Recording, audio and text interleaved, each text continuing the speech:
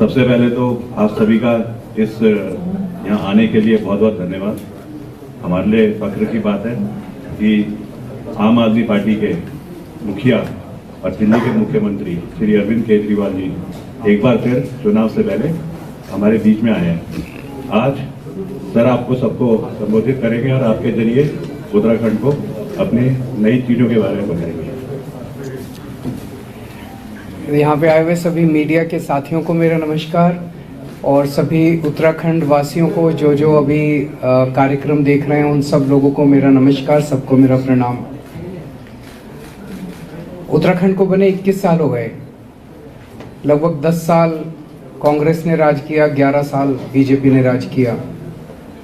आज उत्तराखंड की जो दुर्दशा है, जाहिर तौर पे उसके लिए दोनों पार्टियां जिम्मेदार हैं। इन 21 सालों में भ्रष्टाचार को छोड़ के उत्तराखंड वासियों ने और कुछ नहीं देखा। अब आने वाले चुनाव में 5 साल और इनको अगर दे देंगे इनमें से किसी भी पार्टी को, तो और कुछ बदलने वाला नहीं है। ये ढर्रा ऐसे ही चलेगा। अगले चुनाव में भी यही मुद्दे होंगे, यही नारे होंगे, यही बातें होंगी, बदलेगा कुछ भी नहीं। उसके मुकाबले में 7 साल से दिल्ली में आम आदमी पार्टी की सरकार है, नई पार्टी है। पहली बार दिल्ली के लोगों ने मौका दिया और आम आदमी पार्टी ने अभूतपूर्व विकास किया है दिल्ली के अंदर। सरकारी स्कूल शानदार कर दिए, सरकारी अस्पताल शानदार कर दिए, ढेरों मोहल्ला क्लिनिक बनाए। पहले पावर कट बहुत लगते थे, बिजली अब 24 घंटे आती है, बिजली मुफ्त कर दी, बहुत सारे काम किए हैं। और ये मैं नहीं कह रहा, मेरा सबसे निवेदन है, आप फ़ोन करके अपने यार दोस्तों रिश्तेदारों से दिल्ली में फ़ोन करके पूछो कि भाई आप लोग केजरीवाल ने कुछ काम किया। अगर कोई कहे कि केजरीवाल ने काम नहीं किया तो उत्तराखंड में भी मेरे को वोट मत देना, और अगर कोई कहे कि काम किया तभी वोट देना।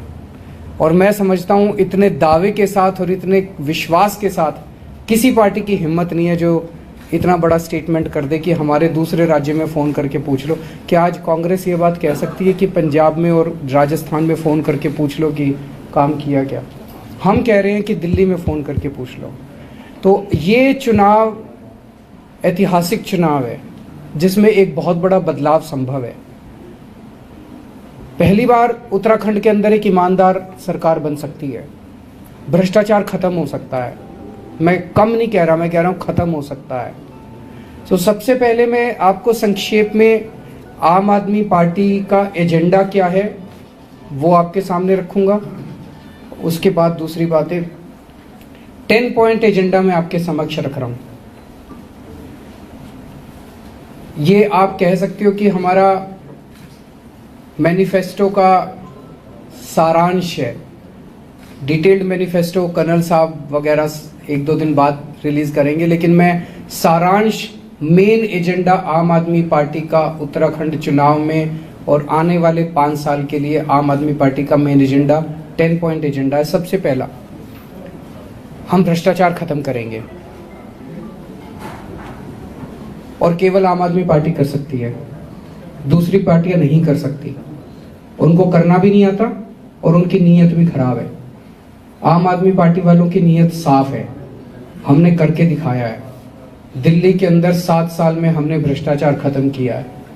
पहले लोगों को दर दर की ठोकरें खानी पड़ती थी, सरकारी दफ्तरों में जाते थे काम कराने के लिए। अब ऐसा नहीं है, अब घर बैठे सारे काम होते हैं, लोगों के काम घर में किए जाते हैं। बड़े लेवल का भ्रष्टाचार था वो खत्म किया हमने। 0 टॉलरेंस है करप्शन के प्रति। आज सबसे बड़ा नासूर उत्तराखंड में भ्रष्टाचार है, चाहे वो बीजेपी की कांग्रेस हो, चाहे कांग्रेस को बीजेपी की हो, चाहे कांग्रेस की हो। सब नेताओं ने मिलकर उत्तराखंड को लूटा है। भ्रष्टाचार को खत्म करेंगे। बिजली दूसरा मुद्दा है। हमने दिल्ली में बिजली ठीक की, 24 घंटे बिजली की। पहले खूब पावर कट लगते थे, उत्तराखंड में भी हम बिजली ठीक करेंगे। यहाँ भी बहुत पावर कट लगते हैं, हालांकि उत्तराखंड बिजली बनाने वाला प्रदेश है। दिल्ली में बिजली बनती नहीं है, बाहर से खरीदते हैं। उसके बावजूद दिल्ली के अंदर 24 घंटे बिजली है। उत्तराखंड में भी 24 घंटे बिजली करेंगे और मुफ्त बिजली करेंगे जैसे दिल्ली में हमने की। तीसरा है रोजगार। दिल्ली में पिछले कुछ वर्षों में हमने 10 लाख बच्चों के लिए रोजगार मुहैया कराए हैं। हमें करना भी आता है और हमारी नीयत भी है। आज सबसे बड़ा समस्या उत्तराखंड के अंदर बेरोजगारी की है। एक है सरकारी नौकरियां जिसमें बहुत ज़्यादा भ्रष्टाचार है। पैसे के बिना, रिश्वत के बिना सरकारी नौकरी मिलती नहीं है। या तो आप मंत्री या एमएलए के दोस्त या रिश्तेदार होने चाहिए या पैसे होने चाहिए रिश्वत देने के लिए। इसे ख़त्म करेंगे। हर उत्तराखंड के बच्चे को हर सरकारी नौकरी के ऊपर उसको बराबर का अवसर मिलेगा। बिना रिश्वत के और बिना सिफारिश के नौकरियां मिलेगी। और प्राइवेट सेक्टर के अंदर बहुत बड़े स्तर के ऊपर नौकरियां तैयार की जा सकती है। जैसे दिल्ली के अंदर हमने 10 लाख बच्चों को नौकरियां दी हैं, उत्तराखंड में भी हम नौकरी देंगे। और जब तक नौकरी नहीं मिलती 5,000 रुपये का बेरोजगारी भत्ता होगा। महिलाओं के लिए हर महिला को 1,000 रुपये, 18 साल से ऊपर की हर महिला को उसकी ज़रूरतों के लिए, महंगाई बहुत बढ़ गई है, 1,000 रुपये हर महिला के अकाउंट में हर महीने डाला जाएगा। स्कूल शिक्षा, आज पूरे देश क्या पूरी दुनिया मानती है कि दिल्ली के अंदर शिक्षा क्रांति हुई है। सरकारी स्कूलों को शानदार कर दिया। अब गरीबों के और अमीरों के बच्चों को एक जैसी शिक्षा मिलती है। एक ही डेस्क पे अफसर के बच्चे, जज के बच्चे और एक रिक्शे वाले के बच्चे एक ही साथ बैठ के पढ़ते हैं। उत्तराखंड के अंदर आज सरकारी स्कूलों का बहुत बुरा हाल है। बहुत खंडर बने पड़े हैं सरकारी स्कूल। गरीबों के बच्चों को शिक्षा नहीं मिल रही है। गरीबों के बच्चे गरीब रह जाते हैं। तो उनके यहाँ पे उत्तराखंड में भी स्कूल अच्छे करेंगे। हमें करने आते हैं और हमें ही करने आते हैं और किसी पार्टी को नहीं करने आते हैं। अगर किसी को जो भी चाहते हैं उत्तराखंड के स्कूल अच्छे हों, केवल और केवल आम आदमी पार्टी को करने आते हैं, बाकी किसी को नहीं करने आते। उनकी नीयत भी खराब है। तो जैसे दिल्ली में स्कूल अच्छे करे वैसे यहाँ भी करेंगे और शिक्षा सबके लिए मुफ्त होगी। जिसके पास पैसा नहीं है और इस देश में पैदा हो गया उसको अच्छी शिक्षा का अधिकार है और वो अधिकार आम आदमी पार्टी देगी। अस्पताल, दिल्ली के कोने कोने में, गली गली में हमने मोहल्ला क्लिनिक खोले हैं। आज उत्तराखंड में इतने सालों के बाद भी पहाड़ों के गांव में, किसी भी गांव के अंदर कोई स्वास्थ्य सेवा नहीं है। वो डंडी कंडी का सिस्टम जिसमें 4 लोग अपने कंधे पे बिठा के और लोगों को दूर दूर तक चलना पड़ता है अस्पताल ले जाने के लिए, ये सिस्टम खत्म होगा। हर गांव के अंदर केवल और केवल मोहल्ला क्लिनिक का मॉडल है जो कि गांव-गांव के अंदर इम्प्लीमेंट किया जा सकता है, जिसके ज़रिए फ्री इलाज सबका मुहैया कराया जाएगा। दिल्ली के अंदर शानदार सरकारी अस्पताल बनाए हैं हमने। आज लोग अपोलो और मैक्स में नहीं जाते अमीर लोग, वो हमारे सरकारी अस्पतालों में आते हैं। अगर दिल्ली के 2 करोड़ लोगों में कोई बीमार हो जाए, अगर उसे बुखार हो और क्रोसिन चाहिए वो भी फ्री है। और अगर उसे कैंसर हो जाए या कोई ट्रांसप्लांट कराना हो वो भी फ्री है। 2 करोड़ लोगों का, हर व्यक्ति का पूरा इलाज मुफ्त हमने सुनिश्चित किया है। उत्तराखंड वासियों का भी हर व्यक्ति का इलाज, मुफ्त इलाज सुनिश्चित करेंगे। और अच्छा इलाज, मुफ्त का मतलब ये नहीं खराब होगा। सड़कें ठीक करेंगे। आज जगह जगह सड़कें टूटी पड़ी हैं और सड़कों के अंदर इतना भ्रष्टाचार है। मैं देखता हूँ सोशल मीडिया के अंदर लोग गांव-गांव के अंदर, ये सड़क 10 दिन पहले बनी जी और आज टूट गई। क्यों टूट गई? उस ठेकेदार ने कौन से मंत्री को पैसे दिए, किस एमएलए को पैसे दिए, किस अफसर को पैसे दिए? सड़कें बनती है टूट क्यों जाती है? ये बंद करेंगे। सड़कें बनवाएंगे भी और सड़कों की गारंटी सुनिश्चित करेंगे। हमने गारंटी दी थी तीर्थ यात्रा की। हर उत्तराखंड वासी को अयोध्या जी के दर्शन करवाएंगे। जो हमारे दूसरे लोग हैं उनको, मुस्लिम धर्म के लोग हैं, उनको अजमेर शरीफ के हम दर्शन कराएंगे। दिल्ली के अंदर हमारी मुख्यमंत्री तीर्थ यात्रा योजना है जिसके तहत बहुत सारे लोग, अभी तक लगभग 40,000 लोग अलग अलग स्थानों के तीर्थ यात्रा करके आ चुके हैं। जब वो वापस लौटते हैं उनके चेहरे की खुशी आप लोगों को देखनी चाहिए, इतने खुश होते हैं। हमने कहा कि हम उत्तराखंड को हिंदुओं की अंतर्राष्ट्रीय आध्यात्मिक राजधानी बनाएंगे। इससे पूरे दुनिया के अंदर बहुत सारे लोग, यहाँ पे टूरिज्म जो है वो बहुत बड़े स्तर के ऊपर बढ़ेगा और इससे हमें उम्मीद है कि हजारों बच्चों को रोजगार मिलेगा। हमारे जो रिटायर्ड सैनिक हैं, उन रिटायर्ड सैनिकों को 34 साल की उम्र में फौज से रिटायर हो जाते हैं और उसके बाद फिर वो कभी कोई सिक्योरिटी एजेंसी में नौकरी ढूंढ रहा है, कोई कहीं नौकरी ढूंढ रहा है। क्यों भाई? 17 साल जब वो फौज में रहते हैं उनको इतना एक्सपीरियंस होता है। मैं कर्नल साहब से डिस्कस कर रहा था, उनको मेडिकल का भी एक्सपीरियंस होता है, इंजीनियरिंग का भी एक्सपीरियंस होता है, उनको तरह तरह का। वो फौज से निकलने के बाद देश के प्रति लॉयल होते हैं, अनुशासित होते हैं, डिसिप्लिन्ड होते हैं, मेहनती होते हैं। इतना बड़ा रिसोर्स देश का खराब होता है। तो हमने तय किया है उन लोगों को सरकारी नौकरी, सबको जो भी रिटायर होकर आते हैं उत्तराखंड वासी, उनको सरकारी नौकरी दी जाएगी। और ये सरकार उन पर एहसान नहीं कर रही है। हमें लगता है ये सरकार का बहुत बड़ा एसेट है जो खराब हो रहा है। उनको उत्तराखंड के नवनिर्माण में इस्तेमाल करेंगे। और दिल्ली में जैसे हमने किया, दिल्ली में हम दिल्ली के रहने वाला कोई भी सैनिक अगर बॉर्डर पे शहीद होता है या दिल्ली पुलिस का कोई भी जवान अगर शहीद होता है ऑपरेशन में, उसको 1 करोड़ रुपए की सम्मान राशि दी जाती है। उत्तराखंड का भी रहने वाला कोई भी सैनिक अगर शहीद होता है तो उनको भी हम फौजी या पुलिस वाला ऑपरेशन में शहीद होता है तो उनको भी हम 1-1 करोड़ की वो देंगे। एक मेरे से रह गया था, तीर्थ यात्रा में मैंने अयोध्या बोला, मैंने अजमेर शरीफ बोला।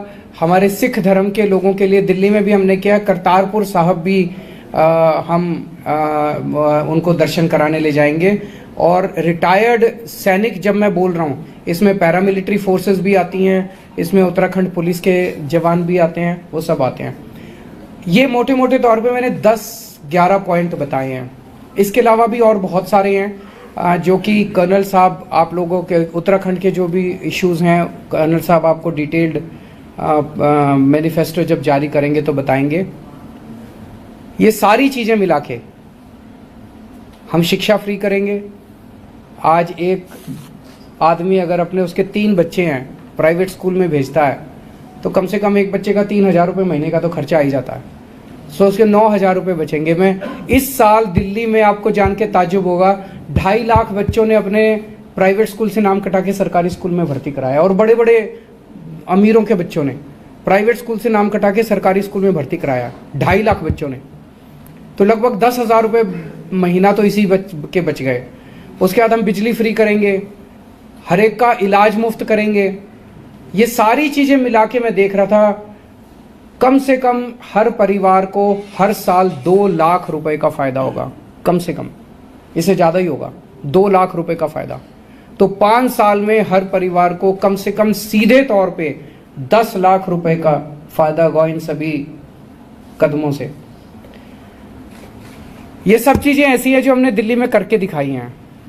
मैं हवा में बात नहीं कर रहा, ये हमने सब किया है, दिल्ली के अंदर किया है और हम ही कर सकते हैं। इस देश के अंदर केवल और केवल हमने ही किया है और किसी पार्टी ने नहीं किया, केवल हम ही कर सकते हैं। मैं फिर से निवेदन करता हूं, किसी भी व्यक्ति को अगर यह लगता है कि केजरीवाल झूठ बोल रहा है, आम आदमी पार्टी बड़े बड़े वादे कर रही है, आप दिल्ली में फोन करके अपने दोस्तों को, यार रिश्तेदारों को फोन करके पूछें कि क्या आप केजरीवाल सरकार से खुश हैं। अगर वो कहे नहीं खुश हैं, मुझे उत्तराखंड में वोट मत देना। ये बहुत बड़ी बात है, किसी पार्टी के अंदर इतनी हिम्मत नहीं है कि ये बोल सके। मेरा प्रश्न ये है कि इन दोनों पार्टियों ने क्या किया। अगर हम 7 साल में दिल्ली में इतना कुछ कर सकते थे, इन दोनों पार्टियों ने 21 साल में क्या किया, इन्होंने क्यों नहीं किया। इन्होंने केवल और केवल अपने घर भरने के सिवा कुछ नहीं किया। मेरा प्रश्न इन दोनों पार्टियों से है, इन दोनों पार्टियों ने रल मिल के अभी तक सरकारें चलाई हैं। ये पार्टी कहती है इनके पास उनका स्टिंग है, वो पार्टी कहती है इनके पास उनका स्टिंग है। अरे तुम दोनों के पास एक दूसरे के स्टिंग है तो दोनों एक्शन क्यों नहीं लेते, जेल क्यों नहीं भेजते फिर दूसरे को। वो कहते हैं जब इनकी सरकार आती है तो वो कहते हैं भाई इन्होंने स्कैम करे, वो कहते हैं इन्होंने स्कैम करे। तो जब तुम्हारी सरकार है, बीजेपी की 5 साल से सरकार है, बीजेपी वालों ने एक भी कांग्रेसी के खिलाफ एक्शन लिया? नहीं लिया। क्यों? उनको पता है अगली बार जब कांग्रेस वाले आएंगे तो वो हमें बचाएंगे, हम इनको बचाएंगे। एक दूसरे को बचाने के सिवा इन्होंने कुछ नहीं किया। आज उत्तराखंड में 55,000 60,000 करोड़ का कर्जा है। ये कर्जा कैसे चढ़ा? ये 60,000 करोड़ रुपया गया कहां? ये दोनों पार्टियां इसका जवाब दें। 60,000 करोड़ कहां गया? क्या उत्तराखंड के अंदर पिछले 21 साल में एक भी स्कूल बना? नहीं बना। क्या पिछले 21 साल में एक भी नया कॉलेज बना, एक भी नई यूनिवर्सिटी बनी, एक भी नया अस्पताल बना, एक भी नई डिस्पेंसरी बनी, कोई सड़क बनी? नहीं बनी। तो ये 60,000 करोड़ ये कहां ले गए? ये सारा का सारा इनके स्विस बैंकों में इन्होंने प्रॉपर्टियां खरीदी पूरी दुनिया भर में। एक नेता से ये पूछ लो तेरी टोटल वेल्थ क्या है, उसको भी नहीं पता होगा उसकी टोटल संपत्ति कितनी है। इतना कमा रखा है इन लोगों ने। ये सारा पैसा उत्तराखंड का इन नेताओं ने लूटा है। उत्तराखंड के लोगों के पास आज एक विकल्प है, एक ईमानदार पार्टी है। ईमानदार पार्टी को वोट दीजिए। आज एक ही जरूरत है उत्तराखंड को, एक ईमानदार विकल्प की, और आम आदमी पार्टी वो ईमानदार विकल्प देगी। अगर आपके कोई प्रश्न है तो।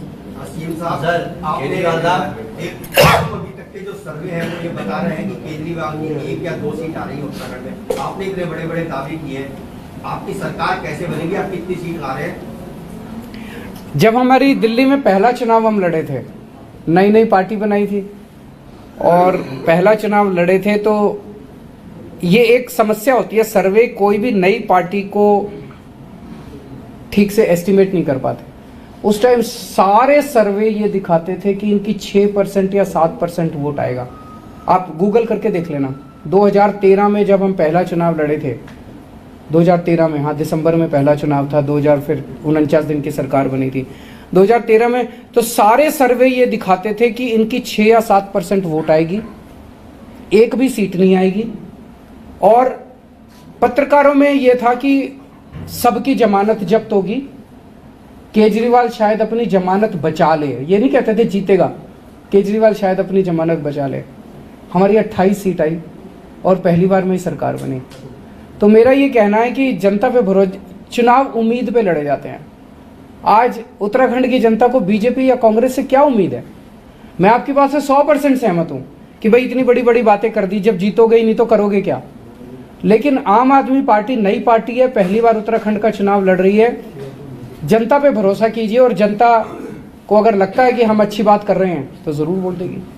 उत्तराखंड में कितनी सीटें मानते हैं? हम तो मानते हैं कि पूर्ण बहुमत आना चाहिए, क्योंकि आज किसी भी पार्टी के साथ मैंने इतनी बातें की। अब मेरी प्रेस कॉन्फ्रेंस के बाद उनसे जाके पूछ लेना धामी साहब से कि जी स्कूल अस्पताल, केजरीवाल कह रहा है मैं स्कूल अस्पताल ठीक कर दूंगा, आपने 5 साल में क्यों नहीं करे? आपको करने नहीं आते, आपकी नीयत खराब है। हरीश रावत साहब से पूछ लेना जी 10 साल हो गए आपको, सरकार 10 साल चलाई, आपने स्कूल अस्पताल ठीक क्यों नहीं करे? आपको करने नहीं आते या उनके पास कोई एजेंडा ही नहीं है? वो जनता के बीच में जाके कांग्रेस क्या कह रही है, भाई 5 साल इन्होंने लूट लिया, अब हमारी बारी है, हमें लूटने दो। धामी साहब कह रहे हैं मेरे को तो 6 ही महीने हुए हैं, 5 साल तो दे दो कम से कम। आप ये बोलिए अगर फर्स्ट असेंबली आती है और आप सरकार बनाने की भूमिका में होते हैं तब आपका क्या रहेगा, किसके साथ जाएंगे? सर शुभ शुभ बोलिए, प्रार्थना मेरा प्रश्न है प्रार्थना कीजिए कि हमें पूर्ण बहुमत मिले। आपने जब दिल्ली की बात कही 35 सीट वाली, तब आपने किसी का समर्थन लेके सरकार बनाई थी, तो मैं वही चाह रहा हूँ उत्तराखंड में क्या इरादा है? एक बार 10 मार्च को नतीजे आ जाए, फिर मैं भी यही हूँ इसी देश में, आप भी यही हैं, फिर बात करेंगे। केजरीवाल जी आप गोवा में भी चुनाव लड़ रहे हैं, उत्तराखंड में भी, वहाँ माइनिंग भी बड़ा इशू है, उत्तराखंड में भी माइनिंग का इशू है, खनन का, तो आम आदमी पार्टी का स्टांस क्या है? जाएंगे आप लोग? स्टैंस यही है जी, ये सारा इन्होंने भ्रष्टाचार करके पूरा एनवायरनमेंट खराब कर दिया, बड़े बड़े पहाड़ खराब कर दिए, बड़े बड़े जंगल खराब कर दिए, इन्होंने बेईमानी कर करके सारे ठेके दिए हैं। और ये बेईमानी भ्रष्टाचार रोका जाएगा और इसको ईमानदारी के साथ, जो भी सरकारी नीति है उस नीति के साथ एनवायरनमेंट को प्रोटेक्ट करते हुए जो भी खनन करने की जरूरत है उसको अलाउ किया जाएगा। सर अगर क्या बोलते हैं आपका उत्तराखंड में नशा एक बड़ा मुद्दा बन रहा है, सामाजिक मुद्दा बन रहा है, आपने अपने पूरे इसमें नशे को छोड़ रखा है। मैं आपको एक उदाहरण देता हूँ जी। 2 मुख्यमंत्री हैं, एक ईमानदार एक बेईमान है। बेईमान मुख्यमंत्री अपने पुलिस वालों को बुलाता है और सबसे क्या कहेगा, हाँ भाई कितने लाए, अपने एरिया में कितनी कलेक्शन हुई अपने। तो जब पुलिस वाले को अपनी एसपी की, थानेदार की पोस्टिंग करने के लिए पैसे देने पड़े, हर महीने कलेक्शन करके ऊपर पहुंचाना पड़े, तो वो तो नशा ही बिकवाएगा, नशे वालों के साथ सांठगांठ करेगा। और एक ईमानदार मुख्यमंत्री है, वो अपने सारे अफसरों को बुलाता है, कहता खबरदार, मैं खाल खींच लूंगा तुम्हारी, अगर नशा बिकता हुआ मिला तो तुम्हारे एरिया में। तो वो नशा, पुलिस कुछ भी कर सकती है, अच्छा काम भी कर सकती है, खराब काम भी कर सकती है। आपकी नीयत कैसी है, मुख्यमंत्री की और मंत्री की नीयत कैसी है, उस पर निर्भर करता है। यही, एक मिनट, यही पुलिस, उत्तराखंड पुलिस आपको चमत्कार करके दिखा देगी। जैसे दिल्ली में सरकारी टीचर है हमारे, पहले कहते थे सरकारी टीचर बड़े खराब होते हैं, पढ़ाते नहीं है, काम नहीं करना चाहते।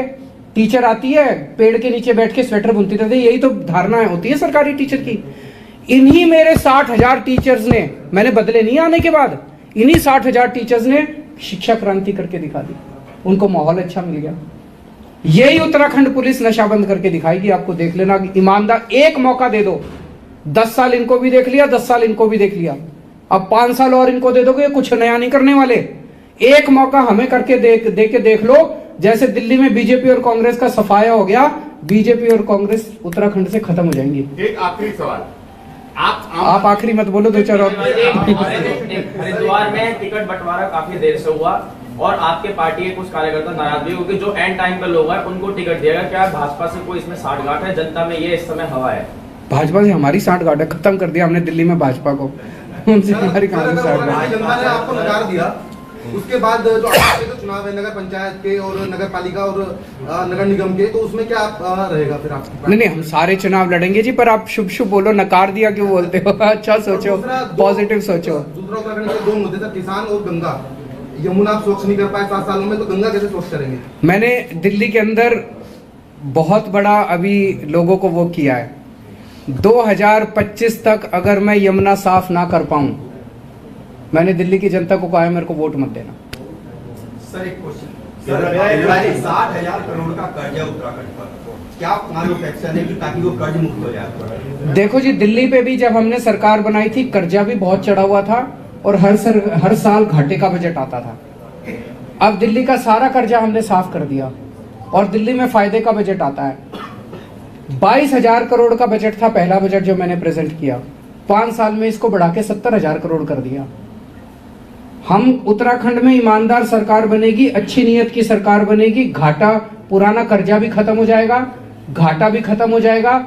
और मैं आपको यकीन दिलाता हूं, मैं दिल्ली में तो 3 गुना कर दिया, यहां कम से कम ये डबल हो सकता है, इतने सोर्सेज ऑफ रेवेन्यू है। आज 55,000 करोड़ का बजट है, ये कम से कम 1 लाख करोड़ क्रॉस कर सकता है 5 साल में। बहुत सारे वादे किए, भौगोलिक स्थिति, यहाँ की स्थिति, वहाँ की स्थिति में बहुत फर्क है, ये कैसे लागू करेंगे? यहाँ का क्या एक्शन प्लान आपका? मैं भाई साहब, मैं आपकी पूरी बात से सहमत हूँ। हर राज्य अलग होता है, लोग अलग होते हैं, भाषा अलग होती है, कल्चर अलग होता है, सर्कमस्टांसेस। एक ही चीज होती है जो सरकार चलाती है, नीयत साफ है क्या? अगर साफ नीयत हो, दिल्ली की अपनी समस्याएं थी, जब हमारी दिल्ली में सरकार बनी, हमें तो स्कूल चलाने आते नहीं थे, हमें तो अस्पतालों का भी कुछ नहीं पता था, हमें तो बिजली का भी कुछ नहीं पता था, हमें तो पानी का भी कुछ नहीं पता था। लेकिन हमारी नीयत साफ थी। हम बैठे लोगों के साथ जिनको स्कूल चलाने आते थे, हम बैठे लोगों के साथ जिनको अस्पताल चलाने आते थे, और हमने साफ नीयत से मेहनत करके सब ठीक कर दिया। उत्तराखंड की अपनी समस्याएं हैं, लेकिन हमारी नीयत साफ है। ये इससे ईमानदार आदमी मिलेगा बताओ आपको पूरी उत्तराखंड में ढूंढने से? इतना कमिटेड आदमी मिलेगा? अब इनकी नीयत साफ है, ये करना चाहते हैं। जब इनकी पावर नहीं है तभी ये लगे हुए हैं, इतने बच्चों को नौकरी दिला दी, आर्मी में भर्ती करा दिया। तो साफ नियत वाली सरकार आगे बैठ के करेंगे सबके साथ। राहुल गांधी ने प्रधानमंत्री नरेंद्र मोदी को कहा कि वो प्रधानमंत्री नहीं है, वो 21वीं सदी के राजा हैं। आपका क्या मानना है? उन्हीं से पूछो जी, मैं इन चक्रों में नहीं पड़ता। मेरे को राजनीति, हम दोनों को राजनीति करनी नहीं आती, हमें राष्ट्र निर्माण करना आता है।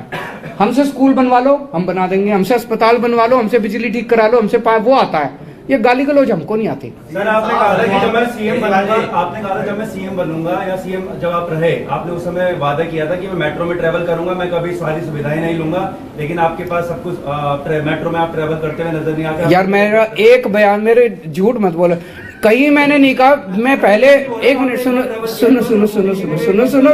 सुनो, मैंने ये कहा था मैं बड़ी बड़ी गाड़ियां नहीं लूंगा, बड़े मेरे साथ 10 आगे गाड़ियां 10 पीछे गाड़ियां नहीं चलेंगी।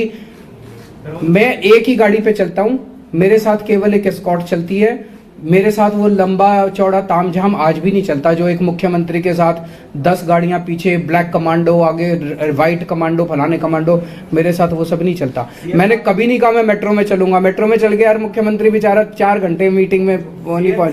पहले भी मेरे पास गाड़ी थी, मेरे पास अपनी गाड़ी थी, अब सरकारी गाड़ी है।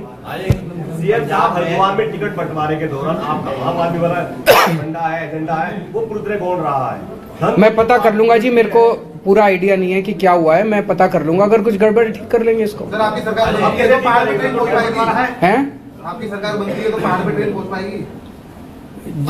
जरूर करेंगे जी, वो जो भी ट्रांसपोर्ट है ये बताएंगे। ये चीजें तो ना हो रखी हैं दुनिया में। तो ये पहाड़ ऐसे तो खतरनाक थोड़ी है। जिस तरीके से आप सवाल करके बोल रहे हैं कि पहाड़ में नहीं हो सकती चीजें, ऐसा कहाँ होता है। एजुकेशन की बात करें, एक अच्छा टीचर होगा तो पहाड़ में नहीं पढ़ा सकता है। हेल्थ की बात करें, अगर एक अच्छा डॉक्टर होगा तो ऊपर नहीं कर सकता। मैं तो रहता ही पहाड़ में हूँ। आज अगर हम बोले कि पहाड़ में ट्रेन चलेगी, ये तो मजाक वाली बात है। ट्रेन को क्यों नहीं जाना चाहिए पहाड़ में, ये असली बात है। और वो सर यही बोल रहे हैं कि हमारी नीति और नियत जो है इसी मकसद के लिए कि हमने पहाड़ों को और अच्छे तरीके से उजागर करना है।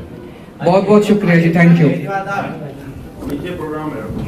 आज के काफी हो गए, अब कल भी मिलेंगे आपसे।